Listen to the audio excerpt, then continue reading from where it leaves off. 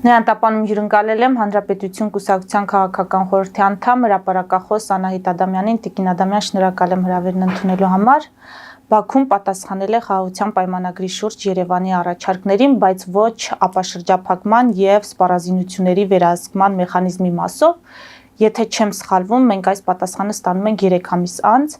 եւ ըստ էության որևէ բան չի փոխվել։ Երկու կետ շարունակում է չհամաձայնեցված մնալ։ Դուք ինչպես կանվանեք այս փուլը։ Սա փակուղի է, եթե այո, ապա ելքը գլխավորապես ինչով պայմանավորել։ Բարի օր, շնորհակալ եմ հրավերի համար։ Ես կարծում եմ, որ սա նշանակում է բանակցությունները շարունակվում են։ Որքանով էլ որ ես եմ հիշում, սա արդեն 12-րդ փոխանակումն է փաստաթղթերի։ Ընդամենը ֆիքսենք, որ բանակցությունները շարունակվում են, գնանք առաջ։ Ես կարծում եմ, բանակցությունների շարունակման փաստը արդեն իսկ դրական է, որովհետև քանի դեռ բանակցությունները շարունակվում են, ռազմական գործողությունների վտանգը հնարավորինս նվազում է։ Եթե անգամ առաջընթաց չի արձանագրվում փաստաթղթերի փոխանակման հարցում։ Առաջընթաց փաստաթղթերի փոխանակման հարցում կամ ավելի ճիշտ չէ համաձայնեցված կետերը համաձայնեցնելու հարցում ես կարծում եմ բանակցություններում չի գրանցվելու։ Այդ առաջընթացը լինելու է տարածաշրջանում ուժերի հավասարակշռության փոփոխությամբ, որովհետև եթե նկատել եք, քանի տարի ենք արդեն բանակցում։ Ինչքան պիտի փաստաթղթերը Երևանից Բաքու, Բաքվից Երևան գնան ու գան, կամ ինչքան կարող է Իլհամ Ալիևը հնարել պատրվակներ, թեմաներ բանակցություններից, այս կետերը հանենք, այս կետերը ավելացնենք, չէ, այս կետերը նորից ավելացնենք, չէ, այս կետերը նորից անենք, անընդհատ նոր նոր պահանջներ առաջադրել, դա նշանակում է, որ Իլհամ Ալիևը կամ ավելի ճիշտ ասենք համատեղ Բաքու-Մոսկվա տանդեմը տարածաշրջանում խաղաղության ոչ մի ցանկություն չունի, առավել ևս խաղաղության համաձայնագիր ստորագրելու։ Դա նաև նշանակում է Տիկին Ադամյան, որ Բաքուն առանձնապես չի մտահոգվում, որ Հայաստանը կարող է զինվել, կարող է այդ դիսբալանսը բալանսավորել եւ վտանգ ներկայացնել Բաքվի համար։ Բաքուն մտահոգվում է։ Բաքուն շատ լավ մտահոգվում է, Բաքվից ինչող հայտարարությունները հենց դա են վկայում։ Բոլորովին այլ հարց է, իսկ Բաքուն դա կարող է կանխել։ Հաստատի ոչ։ Հիմա ՄԱԿ-ի ամբիոնից առաջին անգամ արտգործնախարար Միրզոյանը խոսեց այդ Բաքվում ընթացող շինծու դատավարությունների մասին։ Մենք երկու օր է ականատես ենք լինում, թե ինչպես է խոշտանգվել Ռուբեն Վարդանյանը եւ լռություն է։ Ինչպես վարվել։ Մենք ինչ հնարավորություն ունենք այս իրավիճակը շտկելու, այս շարունակվող նսեմացմանը վերջ տալու համար։ Ինչ է նշանակում եւ լռությունը։ Միջազգային մարդու իրավունքների պաշտպանող կառույցների լռությունը նկատի ունեմ, որովհետև ինչ է ստացվում, բռնապետական մի երկիր կարողանում է իր ներսում այսպիսի ոտնահարումներ իրականացնել եւ մնալ ապատիժ։ Ձևակերպման հետ թույլ տվեք չհամաձայնվել, թույլ տվեք նաեւ չհամաձայնվել Ռուբեն Վարդանյանի անձի ֆետիշացման հետ։ Այո, Ռուբեն Վարդանյանը շատ, չգիտեմ, չեմ կարող որևէ, այսպես ասած, բանաձև տալ, բայց ակնհայտ է, որ Ռուբեն Վարդանյանի մարդու իրավունքները խախտվում են։ Բայց նույնքան խախտվում են մյուս ձերբակալվածների, որոնց նկատմամբ դատավարությունը շարունակվում է մարդու իրավունքները։ Եվ եթե դուք ուշադրություն եք դարձնում հենց նույն ձեր այդ ասած միջազգային ասպարեզում հնչող դատապարտող, արդարություն պահանջող եւ այլն հայտարարություններին, հիմնականում շրջանառվում է Ռուբեն Վարդանյանի անունը։ Լավ, հասկացանք, կա Ավրորա մրցանակաբաշխության հանգամանքը, հասկացանք, որ Ռուբեն Վարդանյանը բավականին հարուստ մարդ է եւ ունի բավականին ազդեցիկ փաստաբանական ու քաղաքական, ասենք, շրջապատ, բայց դա չի նշանակում, որ նույնքան չպիտի շրջանառվի, նույնքան չպիտի դատապարտվի Արայիկ Հարությունյանի եւ մյուս բոլորի անունները ճիշտ ասած չեմ ուզում թվարկել։ Ես համաձայն եմ, պարզապես Ռուբեն Վարդանյանն է մեկ շաբաթ գտնվում հացադուլի մեջ, դրանով է պայմանավորված առանձնացում այս պահին։ Դրանով չի պայմանավորված, եթե ուշադրություն դարձած լինեք, այս ամբողջ ընթացքում համենայն դեպս միջազգային մամուլում անընդհատ շրջանառվել է Ռուբեն Վարդանյանի անունը։ Եզակի գուցե թե եզակի դեպքեր կլինեն, որ ասենք տրվի Արայիկ Հարությունյանի անունը կամ Բակո Սահակյանի անունը, կամ Արկադի Ղուկասյանի անունը մյուսներին էլ չասեմ։ Ես կարծում եմ, որ դա ճիշտ չէ եւ արդար չէ բոլոր մյուսների նկատմամբ։ Այո, թող հնչի Ռուբեն Վարդանյանի անունը, բայց Ռուբեն Վարդանյանը Արցախում քանի տարի է եղել, եկեք հաշվենք։ Եվ քանի տարի են մյուսները եղել Արցախում։ Գոնե միայն ստաժի առումով, եթե վերցնենք, եթե դա կարելի ստաժ անվանել։ Ես կարծում եմ, որ այո, այդ դատավարությունը շինծու դատավարություն է, միջազգային որևէ նորմի չհամապատասխանող դատավարություն է։ Եվ արդեն փաստ է, որ Արարատ Միրզոյանը հանրայնացնում է այդ տեսակետները, դա նշանակում է, որ Հայաստանի Հանրապետությունը այո հանձնառու է։ Հայաստանի Հանրապետությունը իր գնահատականը տալիս է եւ Հայաստանի Հանրապետությունը պահանջում է նրանց ազատ արձակել։ Դրանից ավելին, այսինքն ինչ որ մեխանիզմներ, որոնցով հնարավոր կլինի հասնել մեր պատանների վերադարձին, մենք դրանից ավելին դուք ինչ եք պատկերացնում, մենք դեսանտ եք ինչեցնում Բաքու եւ բանտից դատարանի դահլիճից կամ բանտից կամ չգիտեմ որտեղից նրանց ազատ ենք արձակում վերադարձնում ենք Հայաստան։ Գիտեք, այդ ձեր արդար պահանջները առաջին հերթին ոչ միայն ձեր կոնկրետ ձեր, այլև նման այդ արդար պահանջները առաջին հերթին պետք է ուղղել Ռուսաստանի Դաշնությանը։ Առաջին հերթին, որովհետև Ռուսաստանի Դաշնությունն էր, որ երաշխիքներ էր տալիս նրանց ապահով Արցախից Ստեփանակերտից դուրս բերելու, ու նրանք հավատացին այդ խոստմանը, հավաքվեցին բոլորով, գնացին ռուսների ռազմակայան, ու ինչ կատարվեց, ուղղաթիռով Հայաստան բերելու փոխարեն հայտնվեցին Բաքվում։ Ինչու որևէ մեկ այս մասին չի խոսում հիմա։ Նույն նրանց հարազատները։ Գիտեք, այն տպավորությունն է, որ միայն Ռուբեն Վարդանյանը հարազատներ ունի։ Մենք չտարանջատենք Տիկին Ադամյան, հիմա Ռուսաստանի մասով ինչ եք կարծում, իշխանությունը ունի հնարավորություն աշխատելու այս ուղղությամբ Ռուսաստանի հետ եւ հասնելու այդ վերադարձին։ Ինչ հնարավորություն որ ունի աշխատում է։ Եվ ոչ միայն Ռուսաստանի հետ աշխատել այլևս անիմաստ է։ Բացարձակապես անիմաստ է։ Բայց Ռուսաստանին իր մեղքը ներկայացնելը պարտադիր է։ Պարզապես պարտադիր է, հերթական անգամ Ռուսաստանի դավաճանությունը ֆիքսելը պարզապես պարտադիր է, որովհետև բոլորս ցավում ենք, իսկապես ցավում ենք, բոլորիս համար դա գիտեք, այն տպավորությունը չի, որ այնտեղ այդ մարդկանց են դատում, այն տպավորությունը է, որ այդտեղ Արցախին են դատում, ամբողջ Արցախն են դատում։ Այո, Հայաստանին էլ հետո։ Այո, ես ասում եմ, դա ցավալի է, բայց դա մի իրավիճակ է, որի մեջ իրենք իրենց են գցել հավատալով Ռուսաստանին, գուցե նաև այսօր հավատալով, որ Ռուսաստանից փրկություն ակնկալելով։ Եվ երկրորդ Ռուսաստանն է գցել իրենց այդ վիճակում։ Այդ արդեն դառնում է հին ազգային ավանդույթ։ Ամեն ինչ կապել Ռուսաստանի հետ, ապավինել Ռուսաստանին, սիրել, պաշտել Ռուսաստանին, բայց փրկություն չգիտես ինչու ակնկալել միջազգային ասպարեզից, միջազգային ատյաններից, փրկություն ակնկալել արևմուտքից։ Լավ, բայց դուք այդ արևմուտքի հետ գոնե ինչ որ հարցում գործակցեք, հետո փրկություն նրանցից ակնկալեք։ Եթե դուք ամեն ինչում ապավինում եք Ռուսաստանին, Ռուսաստանը ձեզ խաբում է ֆիզիկական եւ ինչ ասեմ, քաղաքական բոլոր առումներով, հիմա ինչի է արևմուտքից ինչ որ բան սպասում։ Հայաստանի Հանրապետությունը անում է հնարավորը եւ պարտադիր չի որ այդ արվածը բարձրաձայնվի։ Կետ առ կետ հատ առ հատ ներկայացվի, պարտադիր չի, որովհետեւ դա հենց կարող է վնասել այդ մարդկանց։ Եվ միամտություն է նաև հավատալ, որ ինչ որ աշխատանքի արդյունքում հնարավոր կլինի հասնել նրանց վերադարձին։ Ոչ, միամտություն չի։ Բացարձակապես միամտություն չի։ Ես կարծում եմ նրանք վերադառնալու են, անպայման վերադառնալու են։ Այդ դրան պետք է հավատալ։ Բայց Ռուսաստանի հետ գործակցության արդյունքում նրանք վերադառնալու են, եկեք փակագծեր ոչ բացենք, ոչ փակենք։ Նրանք վերադառնալու են Հայաստան։ Սա պիտի լինի մեր նպատակը ու սա պետք է լինի մեր նշանաբանը։ Այո, վերադառնալու են Հայաստան։ Դա կլինի քաղաքական իրավիճակի փոփոխություն,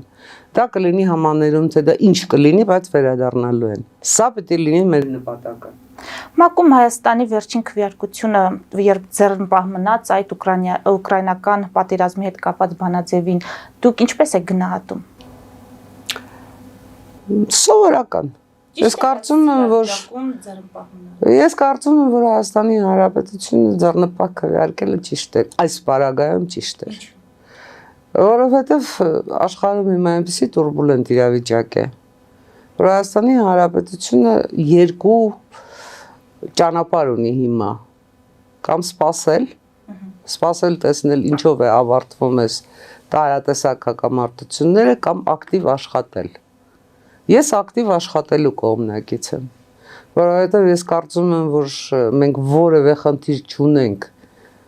Ամերիկայի Միացյալ Նահանգների եւ Եվրամիության հակասությունների հետ կապված։ Նրանք իրենց հակասությունները հարթելու են։ Մենք խնդիր ունենք թե Ամերիկայի Միացյալ Նահանգների հետ սերտ աշխատելու, թե Եվրամիության հետ սերտ աշխատելու։ Դա է մեր հիմնական խնդիրը, որովհետև տարածաշրջանում էլ շատ արագ մեծ մերձավոր արևելքում, մեր տարածաշրջանում շատ արագ են իրադարձությունները փոխվում։ Եվ մենք չենք կարող նստել սպասել, թե մեզ ինչ առաջարկներ կներկայացնեն, որտեղից մեզ կհրավիրեն, ուր մենք պիտի գնանք։ Մենք ինքներս պիտի գնանք այնտեղ, որտեղ համարում ենք ճիշտ։ Եվ մենք ինքներս պիտի ծրագրեր կազմենք ու այդ ծրագրերը ներկայացնենք, մեր իսկ անվտանգությունից ելնելով։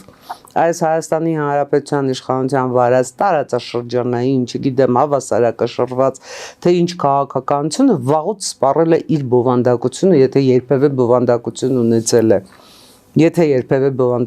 ունեցել է, որովհետև հիմա ում հետ ես ինչ ես հավասարակշռում եւ ում հետ ես հավասարակշռում։ Հիմա դու պետք է հակառակ նախահարցակ քաղաքականություն վարես, քո տնտեսական քաղաքականության մեջ դու նույնիսկ պիտի ագրեսիվ լինես, դու պիտի կազմես ծրագրեր ու պիտի ներկայացնես Եվրամիություն, ISSS խնդիրները արի համատեղ լուծենք։ Ամերիկայի Միացյալ Նահանգներում վարչակարգ է փոխվել։ Մենք նախորդ վարչակարգի հետ ունեցանք համաձայնագիր, բայց այդ համաձայնագիրը Ամերիկայի Միացյալ Նահանգները չի ասելու Հայաստանի Հանրապետություն գալիս եմ քո ոտը արի տեսնենք ստեղ ինչ ենք կնքել, ինչ կարող ենք մենք պիտի գնանք, մենք պիտի ասենք Ամերիկայի Միացյալ Նահանգները այդ տեսեք SSS համաձայնություններին ենք եկել, այ հիմա շարունակում ենք, մի քայլ էլ առաջ ենք գնում, անում ենք մենք դա, թե չենք անում, իհարկե չենք անում, իհարկե չենք անում, ամենայն դեպս չենք անում այն ինտենսիվությամբ եւ չենք անում այն արագությամբ, որի կարիք այսօր Հայաստանի Հանրապետությունը ունի։ Այդ դեպքում մենք ինչով ենք զբաղված ներսում, այսինքն իշխանությունները շատ ավելի կոնկրետ, մասնավորապես։ Ինչով են զբաղված։ Հրավիրեք իշխանության ներկայացուցիչներին դարձրեք ինչով են զբաղված։ Դուք հետևում եք, լսում եք վարչապետի ուղերձները, լսում եք իրական Հայաստանի շուրջ քննարկումներ սկսելու այդ նախաձեռնությանը քաղաքացիների հետ, մեկ ժամանոց ի վերջո ուղերձ հնչեց, դուք ինչ տպավորություն ունեք, ինչով է զբաղված իշխանությունը։ Ես գիտեմ իշխանությունը վերջին հաշվով ինչով է զբաղված, եթե վերցնենք ձևական տրամաբանության տեսակետից, իշխանությունը անում է իր գործը, կառավարում է երկիրը, ինչի համար ընտրվել է։ Բայց որքանով է արդյունավետ այդ կառավարումը եւ որն է այդ կառավարման օգտակար գործողության գործակիցը։ Իշխանությունը առաջարկում է սահմանադրական փոփոխություններ։ Բաքվի պահանջով։ Ես կարծում եմ, որ Հանրապետություն կուսակցության տեսակետը շատերին է հայտնի, եւս մեկ անգամ կբարձրաձայնեմ այդ տեսակետը։ Մենք գտնում ենք, որ Հայաստանի Հանրապետությունում սահմանադրություն պիտի փոխվի եւ սահմանադրության փոփոխությունը պետք է լինի նախագահական կառավարման վերադառնալու տրամաբանությամբ, որովհետեւ խորհրդարանական կառավարումը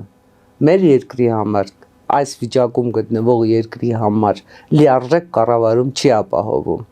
Այ մենք այդ արմատական փոփոխությունն ենք ուզում։ Իսկ ինչ է ուզում իշխանությունը։ Իշխանությունը ի սկզբանե հայտարարել է, որ կառավարման մոդելի փոփոխություն չի լինելու։ Այսինքն իշխանությունը գնում է սուպեր վարչապետական կառավարման, որը իր հերթին նշանակում է, որ Հայաստանի Հանրապետությունում չկա խորհրդարանական կառավարում։ Դե ֆակտո Հայաստանի Հանրապետությունը խորհրդարանական երկիր չէ։ Դե ֆակտո Հայաստանի Հանրապետությունը սուպեր վարչապետական երկիր է, որտեղ ընդամենը նախագահին փոխել են ցուցանակը, անվանել են վարչապետ։ Իսկ դա կառավարման մոդելի, չգիտեմ, որևէ ձևով չի արդարացնում խորհրդարանական հանրապետություն լինելը, որևէ ձևով չի արդարացնում։ Ես կարծում եմ, որ մենք այնուամենայնիվ, եթե Գնում ենք սահմանադրական փոփոխությունների, պետք է գնանք արմատական փոփոխությունների։ Այ հենց այն հարցը, որ դուք ինձ ասում եք, դա գնում է Նիկոլ Փաշինյանը սահմանադրական փոփոխությունների գնում է Իլհամ Ալիևի պահանջով, թե չէ, դա միայն ձեր հարցը չի։ Այսօր շատերն են այդ հարցը իրենց տալիս եւ ցավոք շատ-շատերն էլ պատասխանում են Իլհամ Ալիևի պահանջով։ Գուցե թե Նիկոլ Փաշինյանը պարզապես այդ հարցը բարձրացնում է, որպեսզի Իլհամ Ալիևին ասի լավ, ասում էիք, ընդունում ենք, եկեք այդ խաղաղության համաձայնագիրը ստորագրենք, գործընթացը նախաձեռնել ենք, դա հնարավոր չի մի օրում անել, մի ամսում անել, նույնիսկ մի տարում անել, բայց մենք նախաձեռնել ենք, եկեք այդ պահանջը անենք, ստորագրենք։ Բայց կգնա արդյոք Հայաստանի Հանրապետության միջին վիճակագրական ընտրողը եւ այո կասի հանրակրվեում։ Ես կարծում եմ, որ ոչ։ Կարծում եմ, որ ոչ։ Եվ գուցե թե ճիշտ կանի։ Որովհետև էլի եմ կրկնում, հիմա սահմանադրությունը գնալ ու վերահաստատել խորհրդարանական կառավարումը պետական կառավարման տեսակետից, Հայաստանի Հանրապետության ինքնիշխանության տեսակետից, Հայաստանի Հանրապետության զարգացման տեսակետից իրեն չի արդարացնում։ Գիտեք, գուցե այս մասին շատ քիչ է խոսվում, բայց 2020-ի մեր պարտության պատճառներից մեկն էլ հենց մեր սահմանադրությունն էր, որովհետև մեր սահմանադրության մեջ ամենայն դեպս պաշտպանության նախարարության գլխավոր շտաբի փոխհարաբերությունները Գերագույն գլխավոր հրամանատարի փոխհարաբերությունները ինքան այնպես չէին սահմանված, որ հստակ կառավարում լիներ։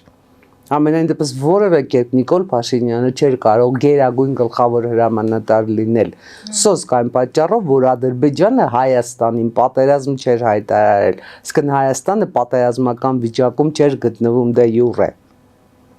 Բազում այդպիսի մեր գործող սահմանադրության մեջ բազում այդպիսի որոգայթներ կան, որոնք կառավարումը դարձնում են գրեթե անհնարին, համենայն դեպս անարդյունավետ։ Ես չգիտեմ, ես իրավաբան չեմ, առավել ևս սահմանադրագետ չեմ եւ չեմ կարող ասել ինչ փոփոխություններ են առաջարկվում։ Արդյոք մարդու իրավունքների ոլորտում առաջարկվող փոփոխությունները կամ սոցիալական պաշտպանության ոլորտում առաջարկվող փոփոխությունները հենց այն փոփոխություններն են, որ այսօր մեզ պաշտպանություն զարգացում են երաշխավորում։ Արդյոք դրա համար արժի սահմանադրություն փոխել, թե մենք պետք է հարգենք մեզ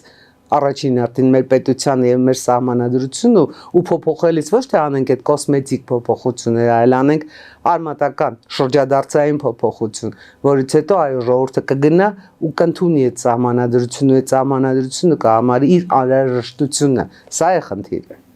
Հիմա ավելի լայն թեմաների գալով Տիկին Ադամյան ԱՄՆ պետքարտուղար Մարկո Ռուբիոն հայտարարել է, որ Վաշինգտոնը ցանկանում է թուլացնել Ռուսաստանի եւ Չինաստանի կապերը, դրանց ամրապնդումը ձեռնտու չէ ԱՄՆ-ին։ Գիտենք նաեւ այսօր Ստամբուլում բանակցություններ են ընթանում ռուս-ամերիկյան դեսպանատների աշխատանքների վերականգնման, այո, բայց ընդհանուր առմամբ հնարավոր են բանակցություններ ռուս-ամերիկյան, որոնց շրջանակներում հաշվի առնելով այս շեշտադրումը, որ թուլացնեն ռուս-չինական կապերը, ԱՄՆ-ն գնա այնպիսի գծերի հատման, որոնք բացասական հետևանք ունենան ոչ միայն Ուկրաինայի, այլև Եվրոպայի, մեր տարածաշրջանի, մեր նման փոքր պետությունների վրա։ Կարծում եմ, որ ոչ, եթե համառոտ։ Որովհետև Ամերիկայի Միացյալ Նահանգներին պետք է խաղաղություն։ Դեռ ընտրություններից առաջ Դոնալդ Թրամփը ասում էր, որ ինքը գալու է եւ վերջ է դնելու պատերազմներին ամբողջ աշխարհում։ Ամերիկայի Միացյալ Նահանգներին պետք է խաղաղություն։ Եկեք հարցը մի փոքր այլ ռակուրսից քննարկենք։ Տեսեք, ռուս-ուկրաինական պատերազմի ավարտը արդյոք լուծում է կոնֆլիկտը։ Ոչ, չի լուծում։ Չի լուծում։ Ցանկացած պայմանով կոնֆլիկտը չի լուծում։ Ինչ էր ուզում Ռուսաստանը։ Ռուսաստանը ուզում էր, որ Ամերիկայի Միացյալ Նահանգները ընդհանրապես իր շրջապատից հեռանան ՆԱՏՕ-ի երկրներ, իր շրջապատում ՆԱՏՕ-ի երկրներ չլինեն, որ Ուկրաինան չլինի ՆԱՏՕ-ի անդամ, որ Ուկրաինան չլինի Եվրամիությունից սկսեց այդ ամեն ինչը, որ Ուկրաինան չլինի Եվրամիության անդամ։ Այդ դենացիֆիկացիա, դա չգիտեմ ինչի ֆիկացիա, այդ բոլոր բաները դնենք մի կողմ դեռ։ Քարոզչական հնարքներ են։ Ինչ ստացավ Ռուսաստանը։ Ինչ ստացավ Ռուսաստանը եռամյա պատերազմում։ Կատակ չի 3 տարի Ռուսաստանը իրենց իսկ հայտարարություններով աշխարհի ամենահզոր երկրորդ բանակը 3 տարի կռվում է իր ամբողջ այդ ռազմական արսենալը օգտագործելով եւ ընդամենը ուր է հասել 3 օրում Կիև հասնելու փոխարեն ընդամենը Ղրիմը մինչև էր, Ղրիմը այս պատերազմի թեմա չի, Ղրիմը 2014 թվականին էր։ Եվ այդ ամբողջ իր հզորությամբ ընդամենը Ուկրաինայի տարածքի 20%-ն է կարողացել վերցնել, կորցնելով սեփական Կուրսկի մարզում որոշակի տարածքներ։ Ցնդեց չէ այդ միֆը։ Ռուսաստանի Դաշնության ամենահզոր բանակ ունենալու միֆը։ Ռուսաստանի Դաշնությունը պարտվեց այդ հարցում։ Իմիջի հարցում։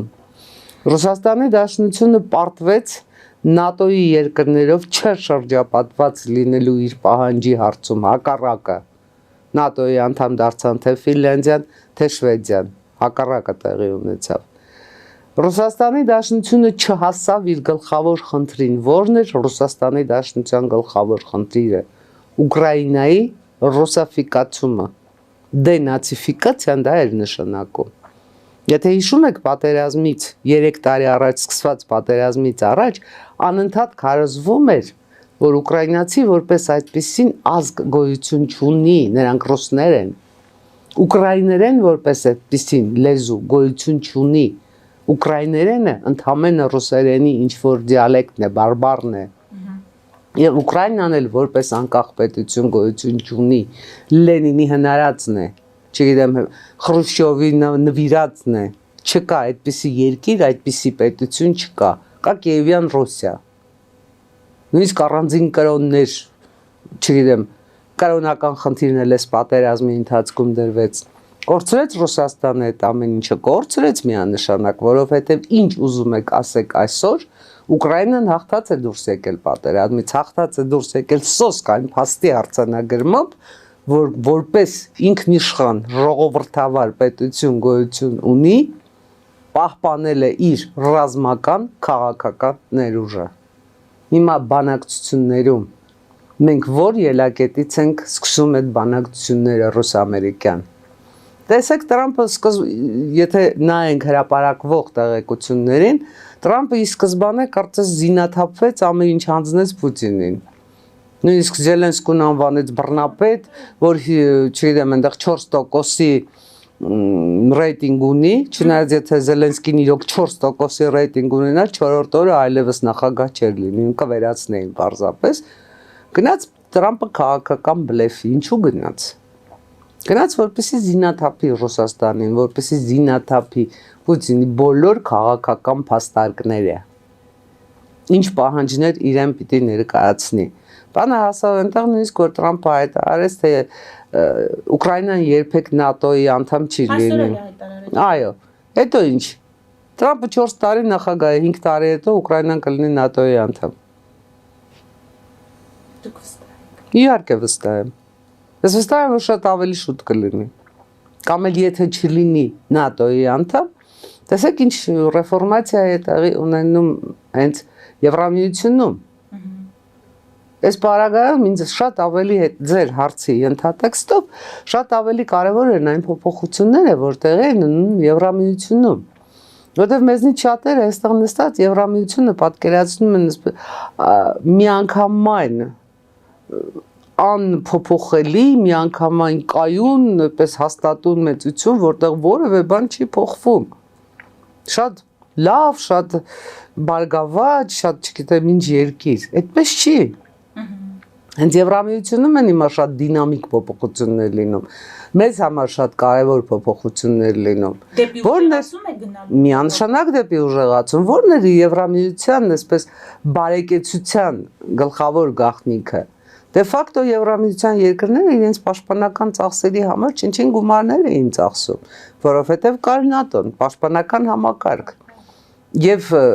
թերևս ՆԱՏՕ-ի գոյությունը այդքան կարևոր չէր, ինչքան կարևոր էր այն հանգամանքը, որ Եվրամիությունը իր այդ վիթխարի աշխարհագրական տարածքում չուներ թշնամի, չկար երկիր, որից պաշտպանված լիներ, պաշտպանվելու անհրաժեշտություն ունենար։ Բայց իրադարձությունները, իրավիճակները այնպես փոխվեցին, որ Եվրամիությունը հիմա ունի կոնկրետ թշնամի, որը 3 տարի Եվրոպայի կենտրոնում պատերազմում է։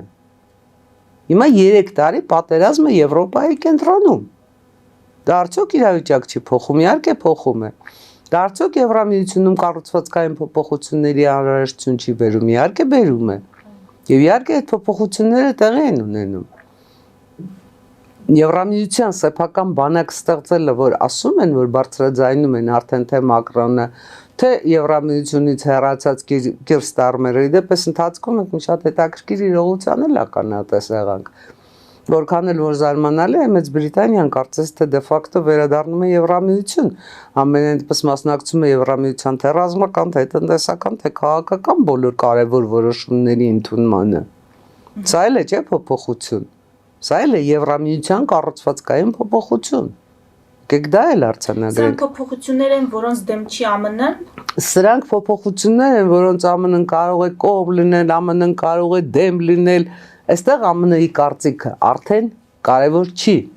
որովհետև Դոնալդ Թրամփը իր պաշտոնավարումից դեռ առաջ իր հայտարարություններից ելնելով տրիգեր էր։ Նա շարժման մեջ դրեց ամբողջ աշխարհը։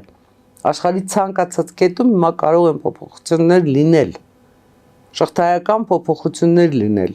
Եվ այո, Եվրամիությունում սկսվել են այնպիսի գործընթացներ, որոնց Թրամփը խանգարի, թե աջակցի, կողմ լինի, թե դեմ լինի, այլևս նշանակություն չունեն, այդ գործընթացները շարունակվելու են։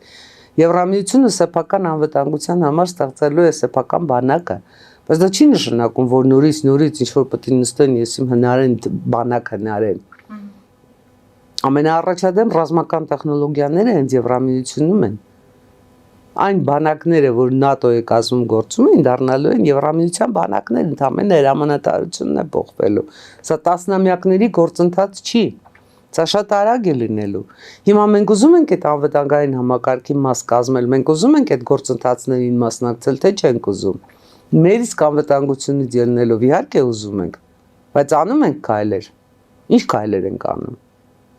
Գործնականում ոչ մի։ Եվրամիությունում տեղի ունենում նաև տնտեսական փոփոխություններ, այս ամեն ինչից ելնելով, Տրամփի վարած տնտեսական քաղաքականությունից ելնելով,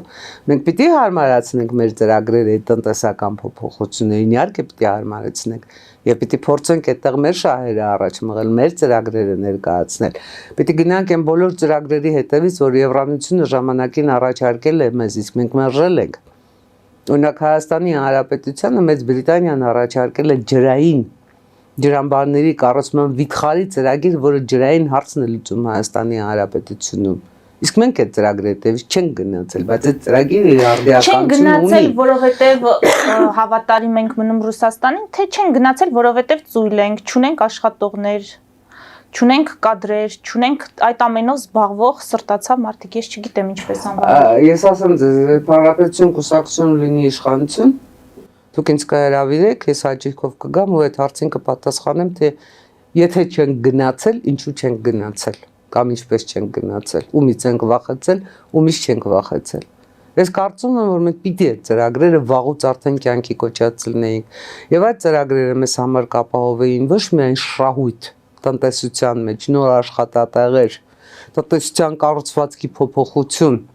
ժողովրդագրական պատկերի փոփոխություն մեզ համար, այլև առաջին հերթին անվտանգություն, որովհետև որտեղ գնում են արևմտյան ֆինանսները, հետևից գալիս է արևմտյան պաշտպանությունը։ Պարզ ճշմարտությունը ամենայն դեպս մենք առ այսօր չենք հասկացել, իսկ եթե հասկացած լինեինք, մենք արդեն իսկ Սյունիքում Ամերիկայի Միացյալ Նահանգների հետ մոդուլային այեկի պայմանագիր կունենայինք հենց Սյունիքում։ Ունենք, արել ենք, եթե արել ենք պարկ ու պատիվ, եթե չենք արել, երբ ենք անելու։ Երեք շատ հեշտ է նստել կաբինետներում, հայեցակարգեր գրել, շատ ավելի գեղեցիկ ձևակերպումներով, շատ ավելի համոզիչ, շատ ավելի տպավորիչ, շատ ավելի հմայիչ է ոչ թե հանդիպել, ասենք 30, 40 կամ 70 մարդու հետ, այլ ամբողջ ժողովրդի հետ, բայց արդյունքը, այդ ամենի օգտակար գործողության գործակիցը ո՞րն է լինելու։ Դրանից ինչ է փոխվում միջին վիճակագրական հայի կյանքում։ Դրանից դուք ավելի բարձր աշխատավարձ եք սկսելու ստանալ։ Ձեր բարեկեցությունը փոխվելու է։ Դուք ավելի պաշտպանված եք դառնալու։ Եթե այո, շնորհակալություն գործող իշխանությանը։ Բայց ես որքանով դատում եմ։ Իմ կյանքում որևէ փոփոխություն չի եղել։ Ու ես եզակի չեմ։ Ես բացառիկ չեմ։ Շատերն են ինձ նման։ Բայց երբ շատերը սկսեն ինձ նման մտածել, տեսնել են հնարավորությունները, տեսնել են անհրաժեշտությունները, որոնք այո, այն հնարավորությունները, որոնք Հայաստանի Հանրապետության պես փոքր տարածքով 3 միլիոնանոց երկրի համար բացվում են, այդ հնարավորությունների հետևից գնալով իրավիճակ փոխելը հաստատ իրավիճակ կփոխվի, բայց դրա համար Հայաստանի Հանրապետությունը պետք է իշխանափոխություն։ Դրա համար Հայաստանի Հանրապետությունը պետք է որ 2026-ին միջին վիճակագրական ընտրողը գնա եւ ձայն տա ոչ թե այն մարդկանց, որոնք սահմանադրությունը պատկերացնում են նախագահական կառավարման փոխարեն խորհրդարանական կառավարմամբ։ Սերժ Սարգսյանն ընդունեց սահմանադրությունը, Ռոբերտ Քոչարյանը դրա հետ համաձայն էր, Նիկոլ Փաշինյանը դրանից գոհ ու երջանիկ է։ Այսինքն տեսնում եք, մի բլոկում հավաքվում են բոլորը, մի բլոկում մնում է Հանրապետություն կուսակցությունը։ Եվ եթե վերցնենք զուտ 4 հաշվարկում, Նիկոլ Փաշինյանի իշխանությանը միակ ընդդիմությունը այս պարագայում Հանրապետություն կուսակցությունն է, որովհետև նույն ինքը նորին մեծություն Նիկոլ Փաշինյանը իր իշխանության անցած բոլոր տարիներին, թե քաղաքական ինքնիշխանության առումով, թե առավել ևս տնտեսական իր հռչակած տնտեսական հեղափոխության զարգացման առումով շարունակել է Ռոբերտ Քոչարյանի ու Սերժ Սարգսյանի սկսած ճանապարհը Հայաստանի Հանրապետությունը այդպես էլ մնաց առևտրի ու սպասարկման ոլորտ։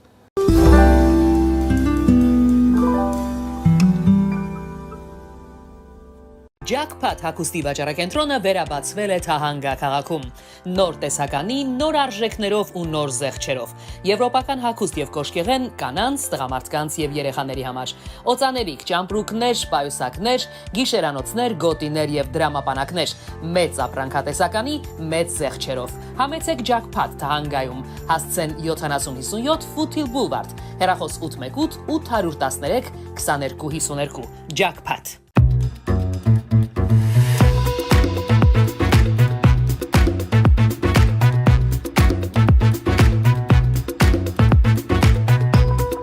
Արարատ ռեստորան, ընտանեկան եւ ընկերական ժամանցի լավագույն հասցե, սիրված արտիստներ, հյուրընկալ մթնոլորտ, հարուստ ճաշացան, անմահական խորտիկներ, Արարատ ռեստորան, հասցեն անփոփոխ, սիրով սպասում ենք ձեզ։